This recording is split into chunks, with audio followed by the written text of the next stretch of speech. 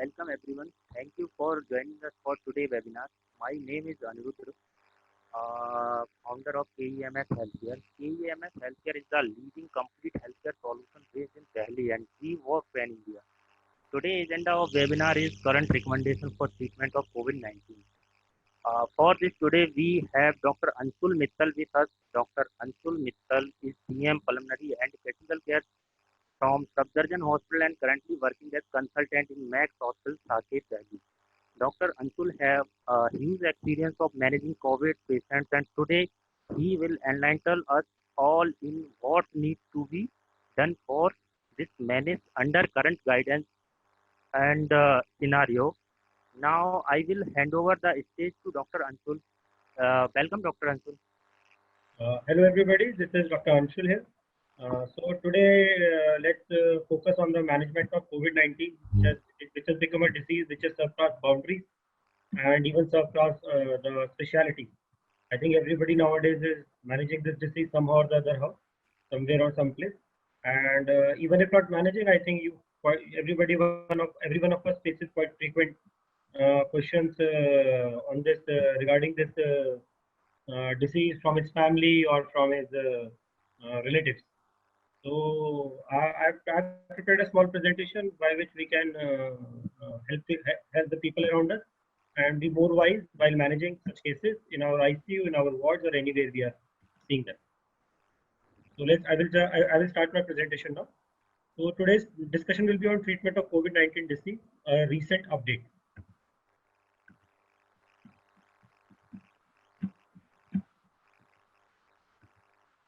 First of all, as everybody is aware, we like to give prophylaxis to everybody.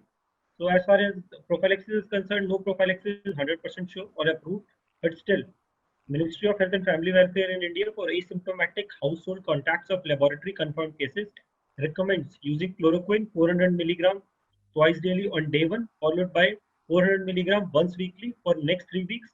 The drug has to be taken after meals. For people who have come in contact, for people who are healthcare workers like us who work in hospital, this prophylaxis can be 400 mg twice daily or day 1, followed by 400 mg once weekly for 7 weeks. All these things has to be taken in meals. Hydroxychloroquine has been used for years, but still it is not a 100% safe drug.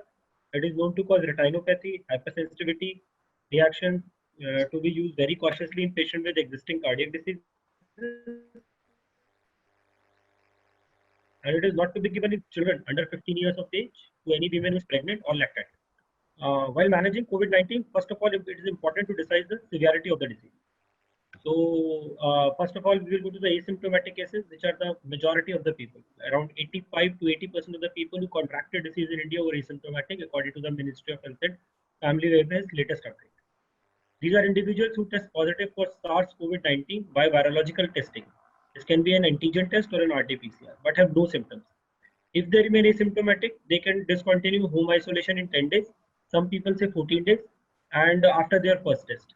They don't need any treatment, they don't need any additional laboratory testing, or even the repeat testing for COVID-19 is not indicated in such groups. Then there can be mild disease. Ministry of Health and Family Welfare defines mild disease as people who have upper respiratory tract symptoms, fever, cough, sore throat, but they do not have any hypoxia, they do not have any breathlessness, and they are normal, absolutely normal regarding that. They can be managed at home quarantine, or they can even be managed at COVID care dedicated centers, even if they have not have adequate facility for quarantining themselves at home. Then these are moderate cases. In moderate cases are the people who showed some desaturation. Their saturation goes below 95. They are between 90 to 94, and they have a respiratory rate of 24 per minute. They should be managed at dedicated COVID healthcare centers. Then these are severe pneumonia, which we all dread. These are people who have a respiratory rate of more than 30, or those who have a saturation less than 90%. Important point to take away here is that even if the saturation is 92 and respiratory rate is more than 30, you should consider them as a severe case. They should be managed in a dedicated COVID healthcare center. So measuring respiratory rate is as important as measuring saturation of every patient we see in a COVID care center. Severe disease, which usually end up in ICU, are defined as people who have ARDS, shock, renal failure, or multi-organ dysfunction. Mild cases For management, I will try to focus on the protocols I am following at Max, because I have made it from a variety of guidelines and try to make it as simple as possible for people to observe and manage their patients. Lab investigation we do in a mild case are routine CBC, LFT, KFT. We do a ESR, we do a cardiac biomarkers, we do a urine and blood culture to decide if antibiotic is needed. And we'd like to do a ProCal because it's important if this patient deteriorates in further in the course of illness, deciding to give tocilizumab and plasma. ProCal values initially really helps. We do a routine chest X-ray in the start of the illness. If he is a cardiac, known cardiac patient, we do a BNP. We do inflammatory markers, D-dimer, ferritin, LDH, CRP, IL-6 on day 1, and we try to repeat it on the 7th day of the illness once at least. And if the patient's clinical condition deteriorates anytime during the illness, we do it on the same day. Treatment we give, as far as for mild cases, we try to keep it everything oral. We give a doxy, we give ivermectin, we start them on FCQ, we start them on Pandy, we give them zinc, linseed. Irrespective of D-dimer level, I like to give everybody enoxaparin 40 mg subcutaneous OD because we are not measuring D-dimers daily. And COVID is known to be a hypercoagulable state in which we have seen many pulmonary embolism and even DVT. For mild cases, I prefer favipiravir. Even on patients with home quarantine, I prefer favipiravir. It is a simple drug which is available now very easily, and you need to give it 1800 mg BD on day 1, and then it is 800 mg BD. The course can be 10 to 14 days depending upon your choice. Then moderate disease. For moderate disease, I don't change any test. The test panel remains the same, but for them, I like to give them Decatron and I put them on remdesivir, because moderate disease patient you require a admission to a COVID hospital. So it's important we start them on remdesivir early, so that it helps in making them virologically negative early. Remdesivir is a 200 mg injection to be given on first day, which is followed by 100 mg of remdesivir once daily for 4 days. Everybody who has a fever, I think we should try to add Decatron to them. That is dexamethasone 600 mg, 6 mg OD. For severe disease patients who maintain SpO2 greater than 92% on 4 liter per minute, you can manage them in ward. They don't need always ICU admissions, or they don't need any BiPAPs and invasive mechanical ventilations. In these also, the era of the test remains same. We prefer to do a CT chest upfront in these cases to know the severity of the disease, and also we try to repeat their inflammatory biomarkers every 3rd day. We start them on injectable treatment, which includes doxy, HCQ, ivermectin, remdesivir. I prefer to add a broad spectrum antibiotic in such cases because all these drugs are known to cause secondary infection. I like to keep them on steroids. Then for steroids, I use ferritin. Ferritin, if it is less than 1000, we give them a Solumedrol 40 BD. And if it is more than 1000, I like to give them Solumedrol 80 BD. For enoxaparin, if a D-dimer value is less than 1000, then you can keep them on enoxaparin 40 mg daily subcutaneous OD. If greater than 1000, depending upon the body weight, you can make it BD. If it is a patient is more than 80 kg of it, make it 0.6 BD. If it is less than 80 kg of it, thin person, you can give them then 0.4 BD. If the BNP level is more than 70, 750, we try to keep them dry. Try to keep them in ISO balance. You can also use Lasix as well. Plasma therapy and interleukin 6 therapy, which is a tocilizumab, is also warranted in such cases. Tocilizumab is a drug which has to be given in a dose of 8 mg per kg. Maximum dose you can use is 1600 mg. And 2 doses can be given 12 hours apart, depending upon the weight of the patient. Plasma therapy is to be used. It is a newer and very bright therapy, I must say. We have used it quite a bit, and most have done well. So I am quite a proponent of this therapy. I will share the details of plasma therapy later on in my presentation. Then hydroxychloroquine. Hydroxychloroquine is basically worked by immunomodulator effect. It prevents from virus damaging your body cells. Basic mechanism is this. WHO does not promote HCQ much. It has recently stopped recommending the HCQ as a part of treatment, but Ministry of Health and Family Welfare still says that HCQ can be used in patients who specifically have no cardiac comorbidity. Then favipiravir. Favipiravir targets RNA polymerase. It is a new drug.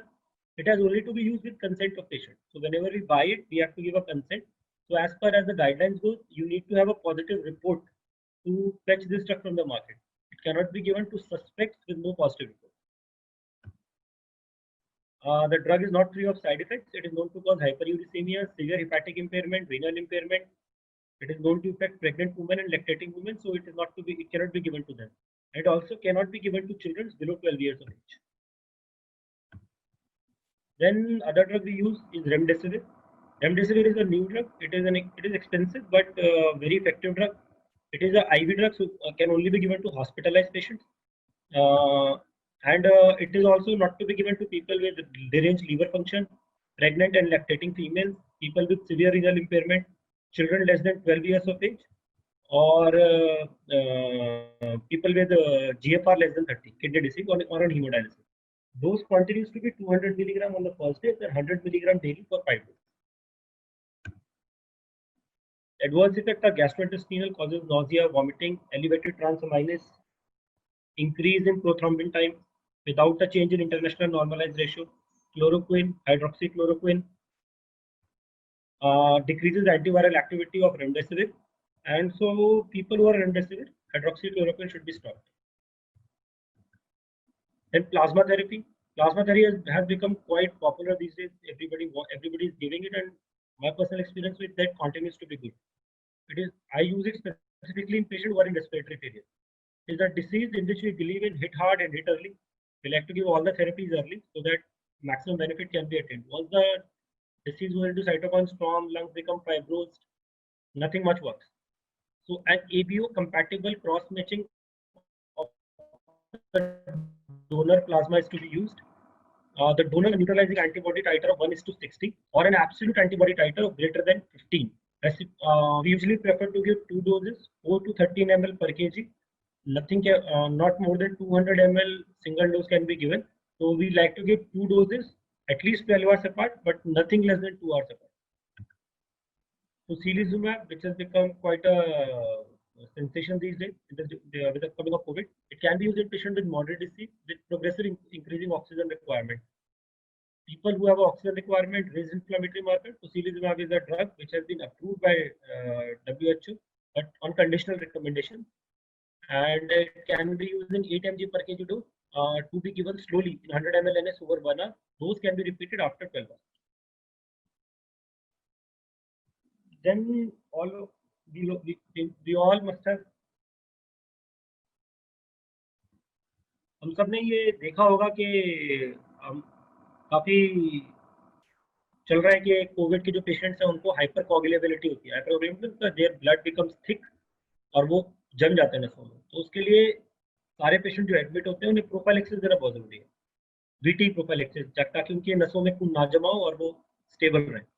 तो उसके लिए हम majority patients को एनॉक्सापैरिन देते हैं, लेकिन important बात ये घर पे नहीं लेना है. कोई भी पेशेंट जो घर पे है उसको ये रिकमेंडेड नहीं है, उसको ये नहीं लेना है. ये सिर्फ उन्हीं लोगों को लेना है जो अस्पताल में एडमिट है या कोविड केयर सेंटर में एडमिट है. Vitamin D, everybody who is COVID positive or suspect can take vitamin D, it is helpful. Everybody who is COVID positive or suspect, zinc ले सकते हैं, दिन में 2 बार लेना है और लिम्सी भी ले सकते हैं. जो पेशेंट आईसीयू में चले जाते हैं उनका मैनेजमेंट बिल्कुल अलग है. It is quite a different bit of management in which because there other organs also become involve. उनको cardiac, hepatic, renal, central nervous system सबका इन्वॉल्वमेंट हो जाता है. इसी वजह से ये सब प्रॉब्लम्स होती हैं. जब भी हम कोविड पेशेंट के पास जाएं तो using N95 is very important. जो green surgical mask we use, these are not for going close to patients who are positive. This is only for patients who are maintaining social distancing, and surgical mask, cloth mask are not good while going close to patient who is positive. अगर आप उनके पास जा रहे हैं तो आपको N95 ही use करना चाहिए.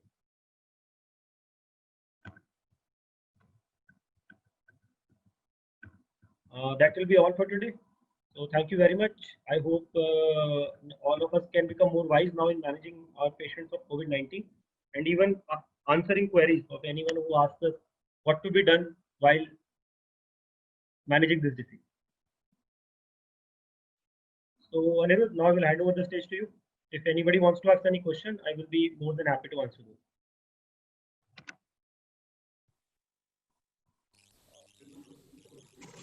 Am I audible? हाँ हाँ. So there is a question: if the patient has the choking sensation, but he has tested negative, what about you? What is your view about it? जी देखिए, एक test negative का मतलब patient को Covid नहीं है ऐसा नहीं कह सकते। ये इस टेस्ट की ब्यूटी है कि नेगेटिव तो नेगेटिव नहीं है लेकिन पॉजिटिव पॉजिटिव है। सुनने में बहुत अजीब लगेगा लेकिन यही सच्चाई है। तो अगर किसी का एक टेस्ट नेगेटिव है और उसको सिम्टम है मतलब उसको फीवर है, चोकिंग है, गला खराब है, नाक बह रहा है, तो उसको एक बार और टेस्ट कराना चाहिए और जब तक वो टेस्ट कराता है उसको क्वारंटाइन में रहना चाहिए।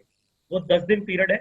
आपको किसी के जैसे आप किसी के कांटेक्ट में आए उसके 5 दिन बाद पहला टेस्ट कराना चाहिए।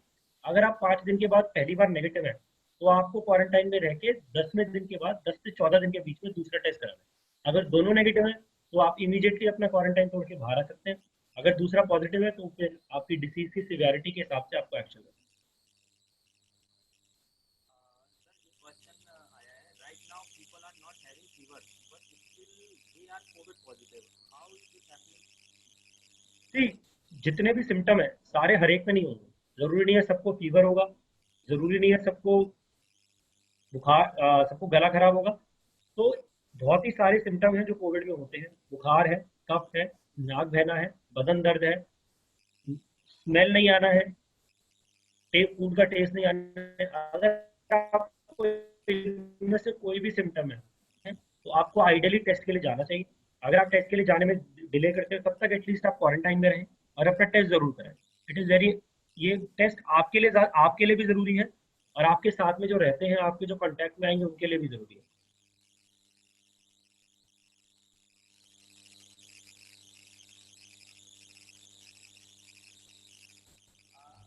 सर ये चाइल्ड के लिए मीन जो न्यू बोर्न किड्स हैं उनके लिए कैसे मीन इसके प्रिकॉशंस हम क्या क्या प्रिकॉशंस हो सकते हैं so that can save the child life?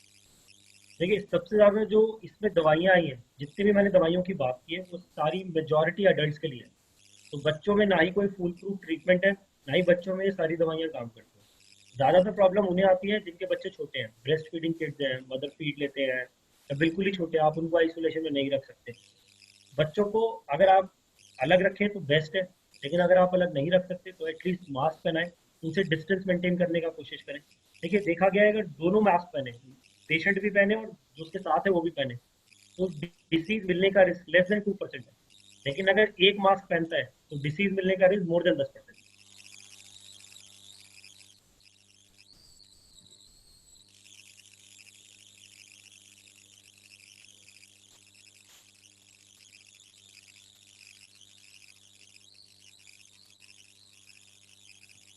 Hello Avinash, back and से जो ये अनम्यूट की क्वेरी आ रही है तो क्या अनम्यूट कर सकते हैं हम? Hello, Yes, sir. Please Your, audience को अनम्यूट करो so that can ask the question directly. sir, audience can unmute themselves. Okay okay okay okay. Yes, we have to ask them to unmute.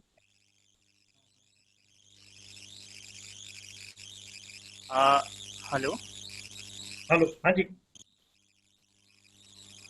Sir मैं question लेता हूँ थोड़ा सा। आप like एक question था फेसबुक से आया है कि जो न्यू बॉर्न बेबी जो बॉर्न हुआ है in case of like mother positive आ जाती है देन कैसे हम उसको सेव कर सकते हैं? कि अगर मदर पॉजिटिव है और अगर मदर पॉजिटिव है बेबी न्यू बॉर्न है, देखिए पहले तो आपको समझना है कि ये इंट्रा मतलब बच्चा जब पेट में है तो मदर से फीटस को ट्रांसफर नहीं होता। अभी तक ऐसा कोई एविडेंस हमारे पास है नहीं। मेजॉरिटी अगर बच्चे को मिलेगा तो मदर के पैदा होने के बाद मदर से मिलेगा, मतलब मदर की छींक से या मदर के उससे। तो देखिए ऐसे ऐसे केसेस में हमारा एडवाइस तो ये रहेगा जब तक मदर नेगेटिव नहीं हो जाए तो आप बच्चे को मदर से अलग रखें, फीड ना करने दें, क्योंकि कॉन्टैक्ट रिस्क बहुत हाई है। दो इस पे अभी कोई गवर्नमेंट की तरफ से क्लियर कट स्टेटमेंट नहीं है, कोई गाइडलाइन नहीं है, लेकिन एटलीस्ट वो एक्सप्रेस मिल्क दे सकते हैं। Mother mother can give their express milk to the child, but maintaining a close contact of mother with child is not warranted. जरूरत नहीं है अगर, क्योंकि अगर बच्चे को हो जाता है तो मैंने आपको पहले भी बताया, जितनी भी दवाइयां मैंने आपको बताई, जितना भी डिस्कस किया, ये सब एडल्ट्स के लिए है। बच्चों में ऐसा कुछ देने के लिए अप्रूवल है ही नहीं हमारे। रिस्क कितना है बच्चों का? रिस्क इसमें लाइक बच्चे इससे इन्फेक्टेड हो सकते हैं, इसका रिस्क? देखिए रिस्क उतना ही है जितना एडल्ट्स को है, लेकिन जो इनिशियल फियर था, जो बीमारी आई थी कि बच्चों में ज्यादा डिसीज सीवियर होगी और बूढ़ों में सीवियर होगी, बच्चों में ऐसा सीवियरिटी मिला नहीं अभी तक। बच्चे जब इन्फेक्ट हो रहे हैं तो माइल्ड ही है। Okay okay okay okay. तो मीन्स न्यूबॉर्न बेबी को क्या हमें लाइक अलग 2-3 दिन का बच्चा है तो उसको क्या लाइक हाँ, आज की डेट में अलग करना जरूरी है। कई डॉक्टर्स हमारे साथ में हमारे लाइक आईसीयूज के हैं तो प्लीज़ आस्क द क्वेश्चन, क्योंकि ये कोविड में भी ड्यूटीज़ कर रहे हैं। Doctor Neeta, doctor Rajesh, doctor Ramesh. Hello. आप कुछ भी पूछना चाहें तो आई विल आज आज डेफिनेटली। काफ़ी सारे लोग मीन्स जो जूनियर डॉक्टर्स हैं जो कोविड में ड्यूटीज़ कर रहे हैं। वो असली सबसे सर इम्पोर्टेंट वही वॉइस है, ब्रेक हो रहा है आपका सबसे वॉइस। इम्पोर्टेंट वही है, जो अंदर है वही सबसे इम्पोर्टेंट आदमी है, मेरा यही मानना है। सॉरी, जो अंदर है, जो ड्यूटी कर रहे हैं वही सबसे इम्पोर्टेंट आदमी है। हम तो बाहर बैठे हैं, हम इम्पोर्टेंट आदमी नहीं है। सर इसके अलावा और आपके हिसाब से क्या क्या ऐसी चीज़ें हो सकती हैं जिनसे हम लाइक अभी हमने देखा है कि काफ़ी हद तक ये माइल्ड हो चुका है, मीन्स लोगों को इतनी ज़्यादा प्रॉब्लम्स नहीं आ रही हैं। देखिए, मेरा एडवाइस यही है, जो भी लोग पेशेंट देखते हैं या फिर जो भी पेशेंट है, कि आप अपने पेशेंट को क्लोजली मॉनिटर करें। अगर एक पेशेंट कहता है जी मैं घर में रहना चाहता हूँ, I want to be home quarantine, ask them to उनको बोलिए अपना टेम्परेचर, अपना पल्स, अपना ऑक्सीजन, ये डेली चार्ट करें, हर 4 घंटे में चार्ट करें, एक चार्ट बनाए और आपके टच में रहे। होता क्या है, पेशेंट दिखाता है, फिर वो क्वारंटाइन में जाता है, फिर सीधा वो 10 दिन बाद आता है 80% सैचुरेशन लेके, क्योंकि 10 दिन ना वो मॉनिटर करता है ना वो डॉक्टर से कॉन्टैक्ट करता है। तो उसी में बीमारी बढ़ जाती है। और देखिए, बीमारी ऐसी है कि जितना जल्दी इलाज शुरू होता है उतना ही फायदा होता है। अगर एक बार बीमारी बढ़ गई और फिर आपने इलाज शुरू किया तो बहुत ज्यादा आउटपुट आता है, मैंने ऐसा देखा नहीं है। तो मैं तो यही कहता हूँ, जितने भी मेरे पेशेंट्स हैं होम क्वारंटाइन पे, आप डेली अपने टेम्परेचर, अपने पल्स और अपने ऑक्सीजन सैचुरेशन का चार्ट बनाइए और मेरे से रोज शाम को बताइए। अगर किसी भी स्टेज पे आपको लगे ऑक्सीजन 95 के नीचे जा रहा है और फीवर चलता ही जा रहा है, देखिए 3-4 दिन फीवर, 5-7 दिन फीवर आम बात है कोविड में, लेकिन अगर इससे आगे भी फीवर चल रहा है तो ये भी साइन है कि बीमारी बढ़ रही है। तो then you should always consider अपने पेशेंट का एडमिशन कंसिडर। किसी भी सिचुएशन में अगर उसका ऑक्सीजन कम होता है तो तभी की तभी उसको थेरेपी दे दी जाए, क्योंकि जितना लेट होता है उतना कम रिस्पॉन्स होता है। अब ऐसा होने लग गया है कि पेशेंट बाहर से भी आने लगे हैं, यूपी से, बिहार से, कानपुर से। जितना मेरा ऑब्जर्वेशन है, वो ज्यादा सिक आते हैं। वो इसीलिए सिक आते हैं क्योंकि वो लेट आते हैं, वो बीमारी शुरू होने के 10 दिन बाद आते हैं, जल्दी नहीं आते वो, और उनका रिस्पॉन्स भी कम आता है दवाइयों का। तो ये जितनी भी थेरेपीज है, ये कोई 100% नहीं है। देखिए, बीमारी यही है कि 100% ना मेरे पास इलाज है ना किसी के पास इलाज है। तो इम्पोर्टेंट यही है कि 100% इलाज तो किसी के पास नहीं, लेकिन जो भी इलाज है वो जल्दी मिले, राइट टाइम पे मिले और सारा मिले। सर होम क्वारंटीन कितना सेफ है? होम क्वारंटीन देखिए, अगर आप मेंटेन कर सकते हैं डिस्टेंस, आप अपनी फैमिली से, अपने बच्चों से दूर रह सकते हैं, आपके पास अलग कमरा है जिसमें एंट्री नहीं होगी, आप बाकी एरियाज में नहीं जाएंगे, तो इट इज बहुत ही अच्छा है, बहुत ही सक्सेस पाया है। इसी स्ट्रेटजी की वजह से दिल्ली में कंट्रोल हुआ है। अगर होम क्वारंटाइन ना होता तो अस्पताल में बेड ही नहीं होता किसी के लिए। तो स्ट्रैटेजी अच्छी है, लेकिन अच्छे से करना जरूरी है और थोड़ा इसमें संयम रखना जरूरी है। मेजोरिटी लोग तोड़ देते हैं, बच्चे से मिल लेंगे, परेशान हो जाएंगे, तो उसमें फिर, क्योंकि बीमारी बार बार कॉन्टैक्ट से, एक ही बार कॉन्टैक्ट से हो सकती है। मैं आपसे मिला और मुझे कोविड है तो मैं आपको एक ही बारी में दे सकता हूँ, ये भी हो सकता है मैं 10 बार मिलूँ, 10 बार ना जाए। ये तो किस्मत पे नहीं खेल सकते। डॉक्टर रमेश। जी हाँ तो आप तो कोविड में ड्यूटी कर रहे हैं, सर हैं, तो सर से आपकी क्या क्या क्वेरीज हैं जो बेस्ट हम लाइक हमारी ड्यूटीज आपकी चल रही हैं अच्छा, लाइक। बहुत से एक चीज बताइए, जो ये रैपिड टेस्ट और आरटीपीसीआर में, मतलब रैपिड टेस्ट कितना % वो है कि मतलब ट्रस्ट कर सकते हैं हम उस पर? देखिए, जो ये रैपिड एंटीजन टेस्ट है, हाँ जी, तो उसमें आईजीजी होता है, आईजीएम जो भी होता है, उसमें कितना % रैपिड लेवल एंटीजन टेस्ट है, ये सेंसिटिव टेस्ट है। है? हाँ जी, हाँ जी। अगर ये पॉजिटिव है तो आपको पेशेंट को पॉजिटिव मान के ट्रीट करना है, फिर आरटीपीसीआर कराने का जरूरत नहीं है। अच्छा। लेकिन अगर ये नेगेटिव है और आपका हम्म। पेशेंट सस्पेक्ट है, मतलब ये सारे सिम्टम है, हाँ हाँ हाँ आपको आरटीपीसीआर से कंफर्म जरूर करना है। लेकिन अगर आपके पेशेंट को सिम्टम नहीं है, आपने ये सिम्टोमेटिक का किया है, तो देन हाँ यू हाँ। Can leave it and advise him home quarantine. Okay. लेकिन अगर ये पॉजिटिव है तो फिर आरटीपीसीआर करने का जरूरत नहीं है। ये नहीं है ये नीड सिर्फ नहीं है, वायरस मतलब है। नेगेटिव आया तो फिर हमें आरटीपीसीआर के साइड जाना चाहिए, हाँ, अगर करवाना सस्पेक्टेड है, अगर केस सस्पेक्ट है। सस्पेक्टेड है तो। ठीक कई बार क्या ठीक होता है। है, आरटीपीसीआर ये पॉजिटिव आता है, फिर लोग आरटीपीसीआर करते हैं, वो नेगेटिव आ जाता है, फिर कहते हैं जी कोविड हाँ जी। है या नहीं है। कंफ्यूजन क्रिएट करने से फायदा नहीं है। अगर आप कोविड एंटीजन पॉजिटिव है तो आप पेशेंट को एडमिट कीजिए कोविड केयर सेंटर में और मैनेज कीजिए, और 14 दिन बाद उसका रिपीट करके देखिए, नेगेटिव है तो घर भेजिए। ठीक ठीक है। डॉक्टर रमेश, इसके अलावा हमारे जो कोविड में हमारे जेआर ड्यूटी कर रहे हैं, उनकी क्या क्या मेन प्रॉब्लम्स हैं जो उन्हें फेस करनी पड़ती हैं? हमें कभी कभी इश्यूज आते हैं, तो we can discuss with doctor Anshul regarding this also, because इससे अच्छा हमें जो अभी आज का सेशन मिल रहा है, जो सजेशंस मिल रहे हैं सर से, तो ये बेस्ट सजेशंस होंगे, तो you can ask more questions. सब लाइन पे ही हैं, उन सबको बोलते हैं, जिनको क्वेरी होगी तो करेंगे अभी क्वेश्चंस। आप हम जो प्रॉब्लम रोज डिस्कस करते हैं तो वो हम बेस्ट कैसे कर सकते हैं? जो हमारे क्लाइंट्स की प्रॉब्लम्स आती हैं, कभी फोर्टिस में आ जाती है, कभी संतोष में आ जाती है, लाइक दैट। कोविड पेशेंट्स को ट्रीट करने के जितने फोन आप मेरे को करते हो now, you can ask directly doctor Anshul is here, तो इससे अच्छा तो मौका हो नहीं सकता है ना। हाँ जी, हाँ जी। आज तो हमें मौका मिला है डिस्कशन का। सारे लोग क्वेश्चंस कर सकते हैं अपना फोन अनम्यूट करके। Please ask the question if anybody have any queries, तो ask doctor Anshul directly. Sir, I have a query. I am Rohini Sharma. Yes sir, अभी जैसे कोविड के टाइम पे ऐसी सिचुएशन है कि खाना बाहर से लाए, फ्रूट्स लाते हैं, वेजिटेबल्स लाते हैं, उसमें भी लोग डर रहे हैं। तो इसके लिए सर क्या प्रिकॉशंस हो सकते हैं मेडिकल टर्म्स में? या हम जैसे बाहर वेजिटेबल आया, उससे भी लोगों को कई बार हो जा रहा है कि बाहर का सामान खा के या कुछ होके हम कोरोना पॉजिटिव हो जाते हैं, तो इसके लिए सर क्या प्रिकॉशंस लेना जरूरी है? जो बाहर से आप चीज लाए, देखिए जो कोरोना का वायरस है ना, देखा गया नॉर्मल 4 घंटे से ज्यादा वो चीज होती है ना, उन पे लाइव नहीं रहता। मैक्सिमम 24 आवर्स टू 7, कुछ कुछ जगहों पे जैसे डोर हैंडल्स वगैरह होते हैं ना, इन पे 72 आवर्स तक रहता है। तो अगर आप बाहर से सब्जियां लाए हैं, कुछ लाए हैं, तो एटलीस्ट आई वुड एडवाइस कि आप उनको धो लें अच्छे से, और उनको 4 से कम 12 घंटे तक यूज ना करें। सुबह सब्जी खरीद के लाए तो रात तक उनको यूज ना करें, घर में एक साइड में रख दें, ठीक है। और सब्जी में भले ही ना आए, जो आप उसको पॉलिथीन बैग या पेपर बैग्स में लाते हैं, वो बहुत डेंजरस है। तो इट इज प्रेफर्ड कि आप अपना बैग लेके जाएं, अपने बैग में लेके आएं, रादर देन उनके बैग लें जो ये वेंडर्स होते हैं। वो बहुत इंपॉर्टेंट है, क्योंकि सरफेस कॉन्टैक्ट से ही होगा। सरफेस वही है, थैली, पेपर बैग, यही है surface. Okay, thank you so much sir. Sir, एक क्वेश्चन आया है फेसबुक से, प्रकाश आर्या।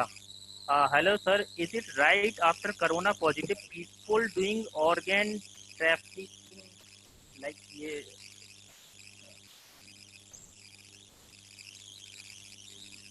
आवाज आ रहा है? रिपीट करना।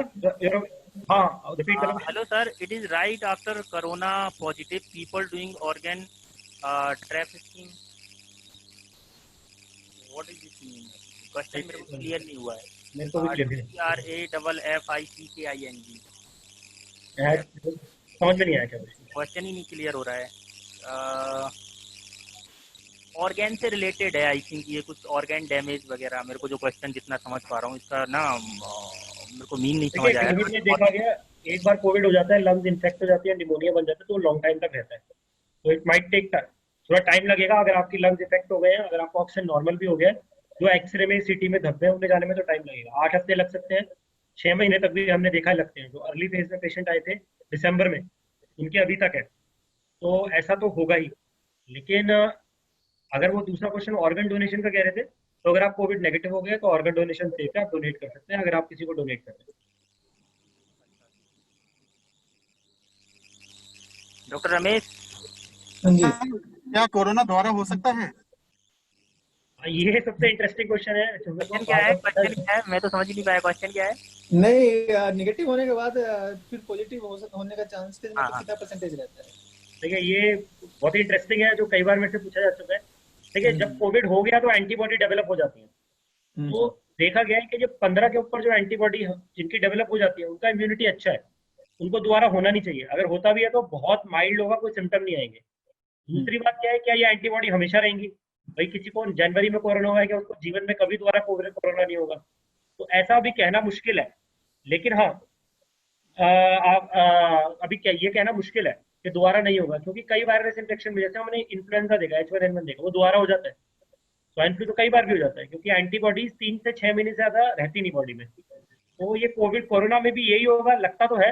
लेकिन ऐसा कहना मुश्किल है। मुझे तो ऐसा ही लगता है, जितना मैंने पढ़ा है इसके बारे में, कोविड शायद एक बार हो सकता है, एक बार हो गया तो 6 से 8 महीना आप आउट ऑफ लिस्ट है, इतना तो होना ही चाहिए।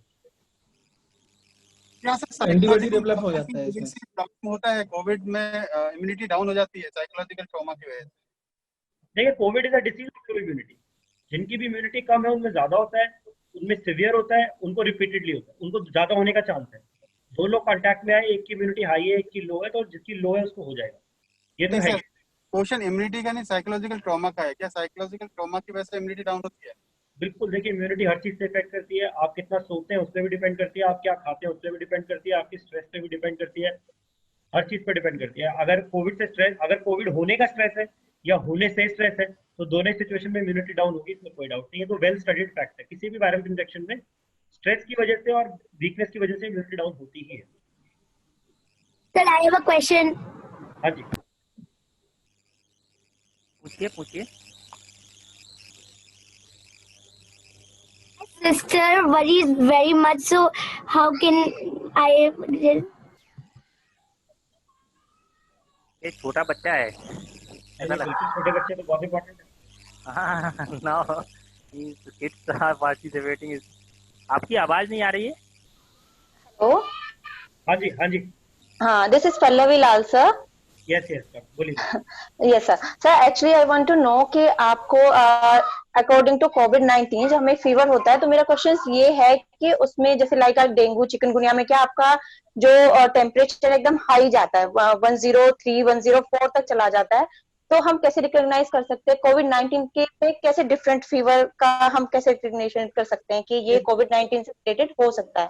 देखिए, खाली फीवर से डिफरेंशिएट करना तो मुश्किल होगा, लेकिन ओके देखा गया है कि कोविड का फीवर का जो स्पाइक्स है, जो हाइट ओके है, वो कम होती है। कोविड में ओके 101 102 ज्यादा होता है। ओके। अगर 99 तक भी है फेवरिश बॉडी लग रहा है तो उसको हम नहीं कंसिडर कर नहीं सकते नहीं, हैं उतना। कोविड की डेफिनेशन जो है फीवर की गवर्नमेंट ऑफ इंडिया की, उसमें 99.5 एंड अबव है। Okay 99.5 sir. और उसके ऊपर, उसमें 99 नहीं है। Okay sir. Okay, thank you. हाँ, मेरे को यही क्वेरी थी मेन तो। Okay, thank thank you you. Thank you. Sir, एक क्वेश्चन आया है फेसबुक से, Shraddha Pathak. Sir, corona confirmation test blood से भी होता है क्या? कोरोना नहीं नहीं कंफर्म। नहीं नहीं, अभी तक कोई ऐसा टेस्ट नहीं है जिससे कोरोना कंफर्मेशन ब्लड से होता है। अगर कोई एंटीबॉडी कर रहा है आपकी, वो कोरोना कंफर्मेशन नहीं है। कोरोना कंफर्मेशन के दो ही टेस्ट हैं, कोविड एंटीजन और कोविड आरटीपीसीआर। ऐसा कोई ब्लड का टेस्ट नहीं है। थ्रोट स्वैब, नाक से स्वैब, इसी से हो सकता है। फिर मुझे क्वेश्चन पूछना है। हाँ जी, पूछिए। जब भी कोई बाहर से चीज आती है तो मेरी दीदी को लगता है कि उस पर कोरोना वायरस है, हर वक्त डर लगता है। देखिए, अच्छी बात ये होगी आप कोई भी बाहर चीज से ले उसको सैनिटाइज कर ले, लेकिन हर चीज सैनिटाइज करने लायक होती नहीं है। चॉकलेट आएंगे तो सैनिटाइज कैसे होगी? ठीक है, तो यही है अगर बाहर से ऐसी कोई चीज है तो 10 से 12 घंटे तक दूर रख दें, उसके बाद उसको यूज करें। और अगर हम कोई फूड आइटम ला रहे हैं तो उसको, अगर ये कच्ची सब्जियां ला रहे हैं तो कम से कम उसको 10-12 घंटे दूर रख दें और एक बारी पानी से धो लें अच्छे से, जैसे घर में नॉर्मली धोते हैं। और अगर कोई बना हुआ खाना ला रहे हैं तो ये देखा गया है, जब खाना बनाते हैं तो हीट की वजह से मोरलेस वायरस मर जाता है। तो ऐसे बाहर से जो कुक्ड फूड है, कुक्ड फूड मतलब पका हुआ खाना है, हीट वाला, उसको लेने से कोविड हो जाएगा, ऐसा चांस कम है। सर आइसक्रीम के लिए? आइसक्रीम से हो सकता है। आइसक्रीम से हो सकता है, राइट। नहीं होगा, ठंडी होती है, फ्रिज में रखी होती है, नहीं होगा, मजाक करो। इसके अलावा अभी कोई क्वेश्चन करने वाला था? जी sir, I have one more question. जैसे सर अभी कोविड के टाइम पे लोग डॉक्टर्स के यहाँ जाने में भी डर रहे हैं, तो सर इसके लिए क्या हम कोई वीडियो कंसल्टेशन या कुछ भी ऐसी चीजें हैं जो कोई अगर करना चाहे तो हो सकती हैं या नहीं हो सकती हैं? बिल्कुल, वीडियो कंसल्ट अवेलेबल है, आपकी बीमारी के मुताबिक वीडियो कंसल्ट होती है।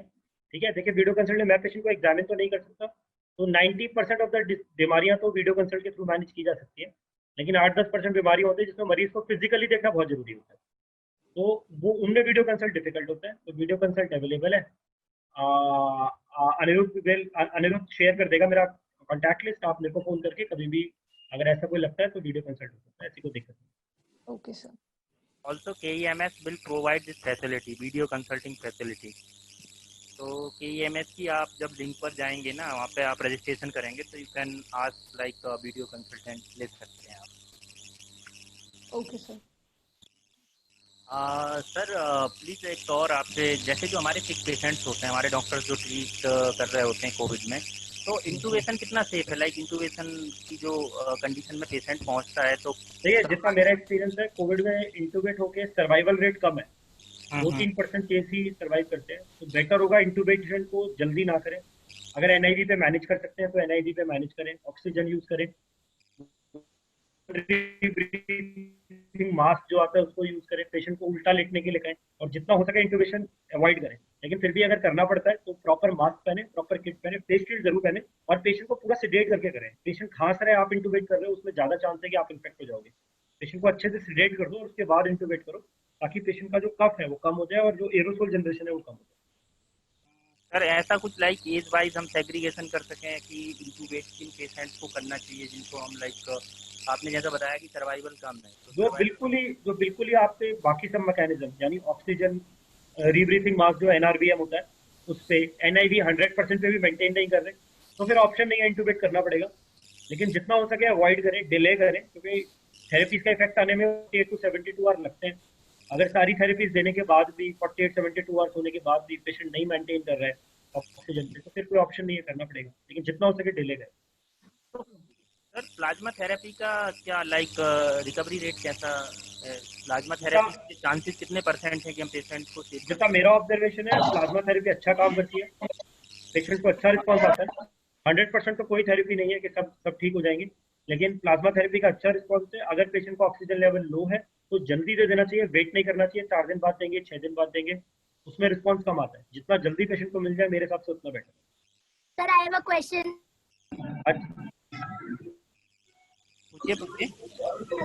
अगर हम बाहर से कोई पेपर लाते हैं और कपड़े लाते हैं तो क्या करें? किसी भी चीज में हो सकता है, पेपर में, कपड़ों में, थैली में, किसी भी चीज पे लगा हुआ हो सकता है। तो बाहर से जब भी कुछ लाए उसको अलग रख दें और अपने हाथ सैनिटाइज जरूर करें। उन्हीं हाथों को नाक और मुंह पे लगाएंगे तो होने का चांस नहीं।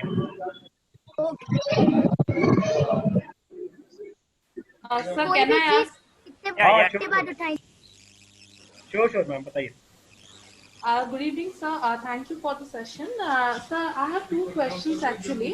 Sure. First question is, actually we have seen that Russia has recently launched their vaccine, but I just want to ask, sir, why there is so much resistance from all the countries to trial and test this vaccine on the COVID patients? And next question is, actually my husband also works in hospital. So what precautions we have to take to prevent from this COVID-19 for our family? Ma'am, vaccine को लेके आपका जो concern है, vaccine, देखिए, nobody will give a approval to trial of another country's vaccine because we not, किसी को भी नहीं पता है वो क्या है। अगर उनकी कंट्री में सक्सेस होता है तो वो ट्रायल के लिए इंडिया में आएगी।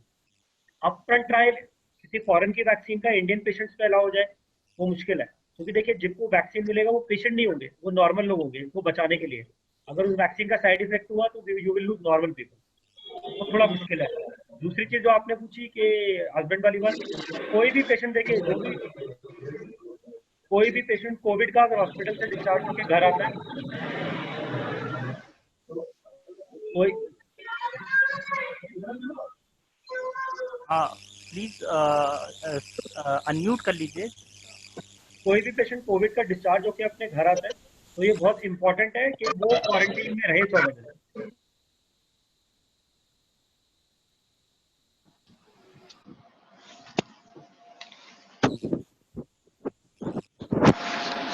आपका माइक अनम्यूट हो गया है।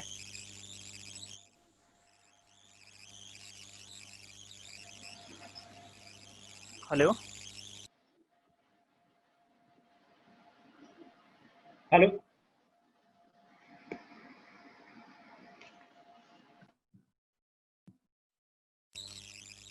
हेलो हाँ, अभी आवाज आ रहा है सर। प्लीज ये अनम्यूट हुआ था, तो प्लीज रिप्लाई अध्यासा के क्वेश्चन का एक बार कर दीजिए। अगर आपका कोई भी पेशेंट डिस्चार्ज होके घर आ रहा है तो इम्पोर्टेंट है कि वो आने के बाद भी 14 दिन क्वारंटाइन में कम से कम रहे। वो ठीक हो गया लेकिन वो नेगेटिव हो गया ऐसा नहीं, वो अभी भी किसी को बीमारी दे सकता है घर में। तो इम्पोर्टेंट है कि जो भी हॉस्पिटल से ठीक होके आ रहा है वो अगले 14 दिन क्वारंटाइन में रहे। जी जी पूछें। तो ये वैक्सीन कब तक आएगी? हमें स्कूल जाना है। Vaccine will take at least 6 months I think. जनवरी से पहले तो मेरा होप कम है, बाकी आ जाए तो बहुत अच्छी बात होगी। अभी 6 मंथ तक तो नहीं आएगी, और वैक्सीन आएगी भी, मिलेगी, उसमें टाइम तो लगेगा।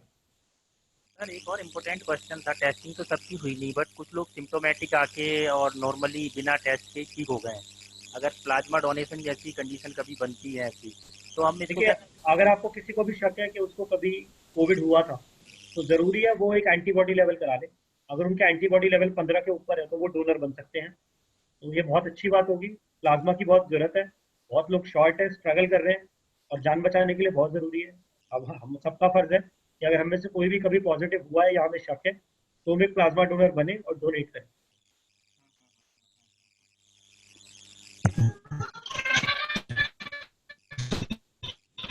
Hello sir. हेलो, हाँ जी बोलिए। सर मेरा एक क्वेश्चन है। हाँ जी। Basically I belong to Jharkhand, और हमने देखा है कि आसपास में जो केस है वो क्वारंटाइन में होते हैं। आफ्टर 1 और 2 डे जब उनकी टेस्टिंग होती है फिर तुरंत निगेटिव हो जाते हैं। तो ऐसा कैसे हो रहा है? मतलब हॉस्पिटल में जा रहे हैं, निगेटिव आ रहे हैं, फिर डायरेक्टली वो ऐसा हो रहा है। देखिए, डिपेंड करता है आपका कांटेक्ट किस दिन हुआ।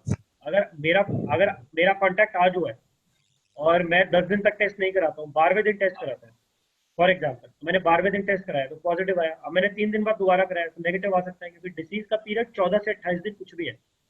जितना यंग होगा, जितना फिट होगा बंदा, उतनी जल्दी नेगेटिव हो जाएगा। ओल्ड एज वालों में तो 1-1 महीना तक भी नेगेटिव नहीं होते, तो यही एक प्रॉब्लम है। फिर देखिए, टेस्ट 100% नहीं है। अगर मैंने आपका टेस्ट किया, आप नेगेटिव है, तो ये नहीं वो 100% नेगेटिव है। इसीलिए 2 लगातार टेस्ट नेगेटिव होना बहुत जरूरी है, ये कहने के लिए कि बंदा नेगेटिव है। एक नेगेटिव टेस्ट पे रिलाई ना करें कि बंदा नेगेटिव है, अगर उसको सिम्टम है। अगर आपको किसी भी तरीके के सिम्टम है और आपका एक नेगेटिव आ जाता है, मैं अभी भी यही बात रिपीट करूंगा कि आप आइसोलेशन में रहें, कांटेक्ट में ना आए, क्योंकि आप अपनी फैमिली के लिए और सोसाइटी के लिए डेंजरस बन सकते हैं, ट्रांसमिट करके वायरस। एक टेस्ट नेगेटिव नहीं है। अगर आपको सिम्टम है तो आप कम से कम 2 टेस्ट नेगेटिव करें, ये जरूरी है।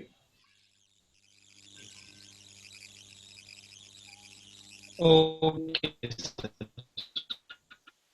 हेलो, आपका कोई और क्वेश्चन है? आपकी वॉइस ब्रेक हो रही है। हेलो। हाँ जी पूछिए प्लीज।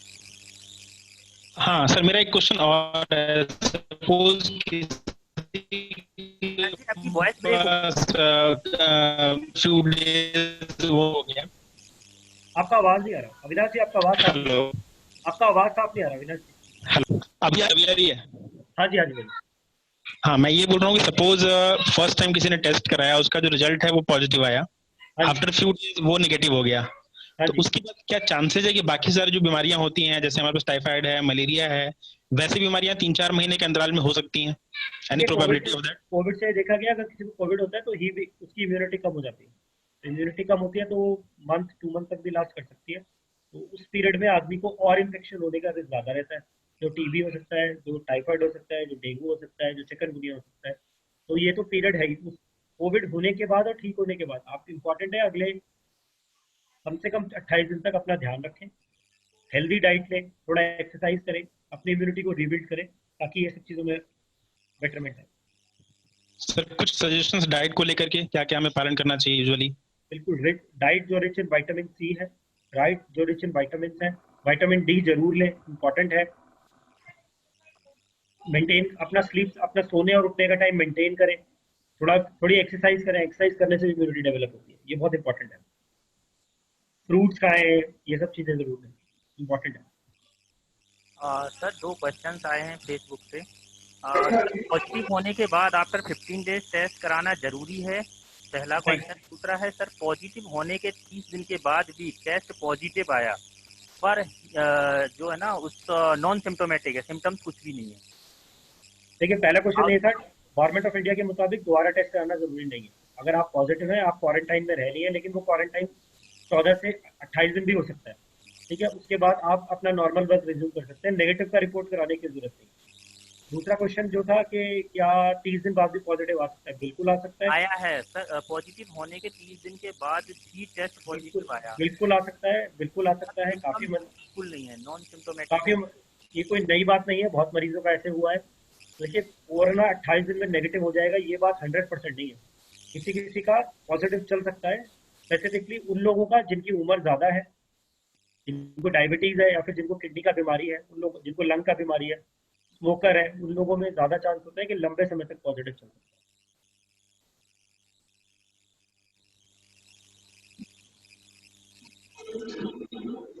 Hello. है। हाँ जी।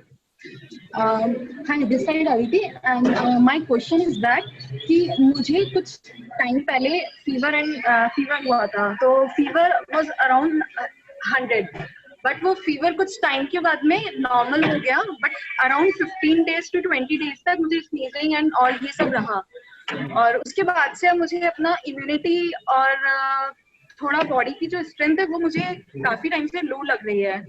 तो मैं ये चीज कैसे श्योर करूं कि वो मुझे कोविड था या इट्स नॉर्मल फीवर? आप एंटीबॉडी लेवल करा के देख सकते हैं, कोविड एंटीबॉडी लेवल। अगर कोविड एंटीबॉडी लेवल पॉजिटिव आता है तो मोस्ट लाइकली कोविड ही था। कोविड एंटीबॉडी लेवल होता है, आपको करा के देख सकते हैं। ओके, तो ये सब यहाँ पे जैसे अगर कुछ विटामिन वगैरह और ये सब लेने से हो सकता है इम्प्रूवमेंट, या फिर है? हाँ बिल्कुल इम्प्रूवमेंट हो सकता है। विटामिन डी लेने से, विटामिन सी लेने से, ये सब चीजें इम्प्रूवमेंट में हेल्प करती हैं, जनरल इम्यूनिटी बिल्ड करती हैं, दोबारा और कोई इन्फेक्शन होने से भी बचाती हैं, और बॉडी की जो लिथार्जी है, वीकनेस है, वो भी जाएगी।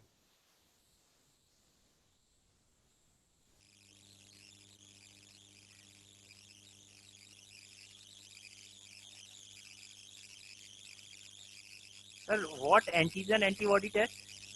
एंटीबॉडी टेस्ट इसमें मींस लाइक क्या ये ब्लड से होगा, ये ब्लड से होगा, ब्लड से होगा। किसी का और कोई क्वेश्चन प्लीज आस्क।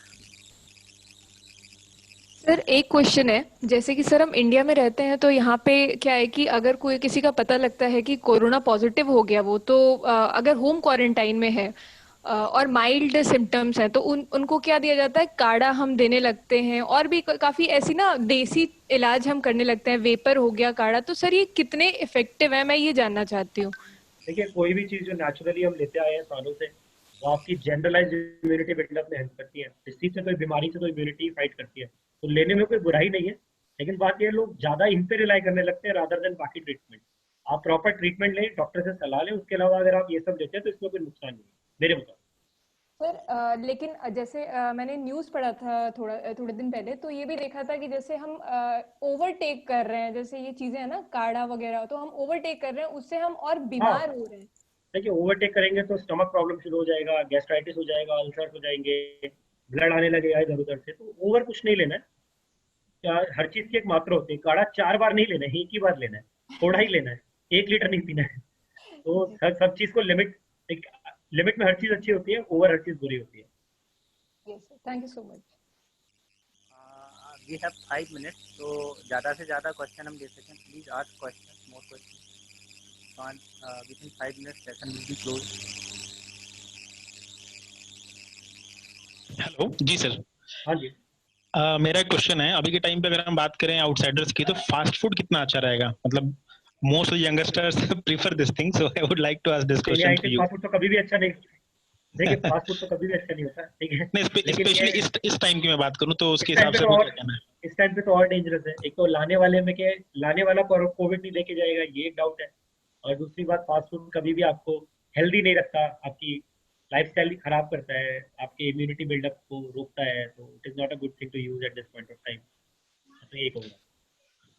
एक और मेरा क्वेश्चन है सर, बिकॉज मैं एजुकेशन इंडस्ट्री से बिलोंग करता हूँ, I been a trainer also. तो आफ्टर 1 और 2 मंथ्स जब हमारे स्कूल्स ओपन होंगे, इंस्टीट्यूट्स ओपन होंगे, उसके बाद क्या इम्पैक्ट हो सकता है? बिकॉज अभी तो बाकी सारी चीजें ओपन हो रही है, लेकिन जब ये इंस्टीट्यूशंस ओपन होंगे उस समय आपको क्या लगता है क्या इम्पैक्ट होगा स्टूडेंट्स के ऊपर और ट्रेनर्स वगैरह के ऊपर? देखिए अल्टीमेटली सोसाइटी को, क्योंकि वहां पे हमारे पास मास में ऑडियंस होंगे। देखिए अल्टीमेटली सोसाइटी को ओपन तो होना ही पड़ेगा। हम हमेशा तो घर पे नहीं बैठ सकते कोविड के डर से। लेकिन ये है कि अवेयरनेस इंपॉर्टेंट है, बच्चे थोड़ा डिस्टेंस मेंटेन करें, मास्क यूज करें, सैनिटाइजर यूज करें, और जितना हो सके हम उनको स्क्रीन करें। अगर किसी के बच्चे को फीवर है तो उसका रिस्पॉन्सिबिलिटी बनता है उसको स्कूल ना भेजे। तो इस तरीके की चीजें अगर फॉलो करेंगे तो रोक तो नहीं पाएंगे आई थिंक कोरोना को, जीरो तो नहीं कर पाएंगे, लेकिन उसकी सिवियरिटी कम से कम कर पाएंगे, नंबर ऑफ केस रिड्यूस कर पाएंगे, और वही सबसे इंपॉर्टेंट है। आप स्कूल खोलोगे, किसी को नहीं होगा ऐसा तो नहीं हो सकता, लेकिन अगर किसी बच्चे को हल्का सा भी फीवर है तो एटलीस्ट वो घर पे रहे, क्वारंटाइन में रहे। टीचर को, बच्चों को, स्पेसिफिकली ये जो क्लीनर्स होते हैं, ये होते हैं, ये स्क्रीनिंग से छूट जाते हैं हमेशा, मैंने देखा है किसी भी इंस्टीट्यूशन में। तो ये एक इंपॉर्टेंट सोर्स ऑफ कैरियर हो सकते हैं, इनको भी ध्यान रखना जरूरी है। सर एक क्वेश्चन है, HRCT advised by the doctor before corona test, is it okay? देखिए HRCT किस रीजन से कर रहे हैं ये इंपॉर्टेंट है। अगर वो कोविड सोच के फर्स्ट स्टेप में HRCT कर रहे हैं तो आई वोंट एडवाइज दैट पहले आप कोविड कराइए, क्योंकि HRCT में कुछ आ भी जाएगा तो फिर इलाज तो कोविड के बेसिस पे ही होगा। तो अगर आपको कोविड के सिम्टम है, उन्हें भी लगता है कोविड है, आपको भी लगता है कोविड है, तो पहले कोविड टेस्ट कराइए रादर देन HRCT कराइए। Okay, anybody have any query, any question?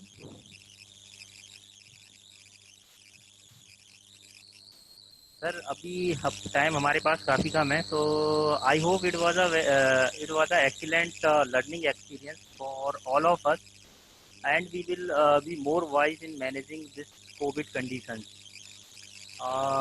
I would like to thank everyone for joining this webinar and hope we meet soon again with a new topic. Thank you so much, Dr. Anshul, for your wonderful advice. How we meet everybody save by Corona actually. So it's really nice. Thank you so much, sir. And thank you audience. Thank you so much. Thank you everybody. It was nice to share my experience with you, and I hope we can fight this disease better.